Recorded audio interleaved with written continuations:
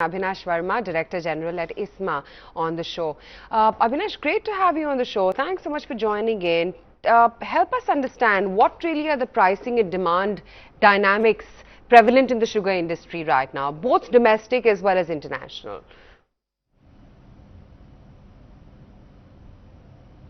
Yeah, let me first tell you about the international market. Last couple of years, the international market gave us a surplus. There was glut in the international market. The season which is closing now, which is on now till 30 September 2019, this season also we had a surplus in the international market of about 4.5 million tons. Next year, that is 19-20 sugar season, starting on 1st October 2019, all the experts internationally believe that there will be a deficit. So after 2 years of surplus sugar in the international market, we expect a deficit of anywhere around 2 to 4 million tons in the next season. That is on the international front, and therefore the prices I expect should move up from the current levels in the global scenario. Coming to the domestic market, India has continuously produced 32-33 million tons in the last 2 seasons, including the current one. The last season and the current 32 and 33 million tons each.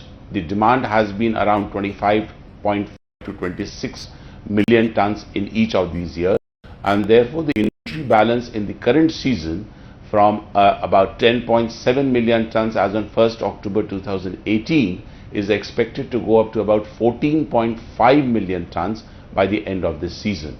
We will be starting the next season with a very high opening stocks of about 14.5 million tons. However, as you would already be reading, there are drought-like scenario in Maharashtra and North Karnataka, especially in some of the sugar cane producing belt in those regions, and therefore next season we expect that the sugar production, which is in the current season at 33 million tons, should drop. Whether it's going to drop to 29 or 28 million tons or 30 million tons, we will do our estimation on 1st of July 2019. I'm going to come to that point on the domestic front. Given that Maharashtra is the second largest producer of sugar and the kind of drought it's been hit with, I mean, we've already seen that for the month of May, the drop is at a 3-year low when it comes to sugar output, and it's a drop of a good 40% that one has seen this year. Are you trying to say, Abhinash, that the worst is not really behind us and we're yet to see the worst of it? Or would you say with this 40% drop, a large part of the damage is already done?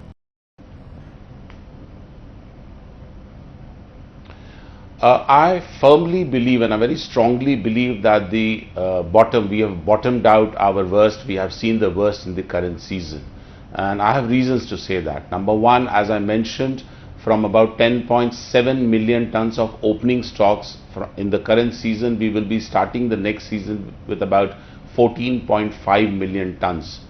But the next year's production, if you look at what the Cane Commissioner of Maharashtra has said, he is talking of a drop of almost 4 million tons in the next season from Maharashtra alone. If we add something drop from Karnataka, we are looking at about 5 million, around those numbers. These are not ISMA's numbers yet, but the market situation do suggest that from about 33 million tons, we will drop to about 28, 29 or 27 million tons. So that will actually allow in the next season the sugar mills to reduce their stocks quite substantially. As I mentioned, the international scenario gives us a chance to export sugar because there is an expected deficit of around 4 million tons in the next season, which gives an opportunity to India to export into the international market. In India, we are trying to target an export of almost 7 million tons in the next season. So therefore, if the production next season is more or less similar to the consumption domestic requirement the next year, we expect the opening stocks of 14.5 million tons to drop to about 8 million tons by the end of the next season. Therefore, as I mentioned, the stock balance, inventory balance, which is blocking almost about 45,000 crore today, will come down to almost about 8 million tons, which will block our working capital to the extent of about 20,000 crore only. So therefore, I feel the situation will be much better in the next season for the industry. Okay. But the stock prices, I know, it may not be correct really to ask you that. We've already seen, especially the Uttar Pradesh, milled sugar stocks, they are already sitting close to their 52-week highs, if not an all-time high. That may be still a little far behind, far away, that is. Would you say that there is scope now to buy into these names because the best may come in only a year later? Am I getting you right there? If you talk about Uttar Pradesh, let me tell you two things about Uttar Pradesh and North India. In Uttar Pradesh has invested very heavily and continues to invest very heavily in ethanol production capacity. So there is a chance, there is a very, very strong chance that a lot of B-heavy molasses and sugar cane juice may get diverted into ethanol in the next season. So therefore, even if the sugar cane availability is similar in the next season as compared to the current one, there will be a drop in the sugar production next season. But as you correctly mentioned, UP has not seen this kind of carry forward of sugar inventory ever in the history. So they are challenged on that part, and they have storage problems. They are storing some of the sugar in temporary godowns. But if next year they are able to, number one, convert some of the surplus sugar cane juice into ethanol, and number two, export, be a part of that 7 million ton of export program in the next season, we will ensure that UP will reduce their sugar stocks in the next season. Bangladesh is a neighboring country and they are very close to Uttar Pradesh, and therefore Bangladesh generally imports almost 2.5 million tons of raw sugar every year.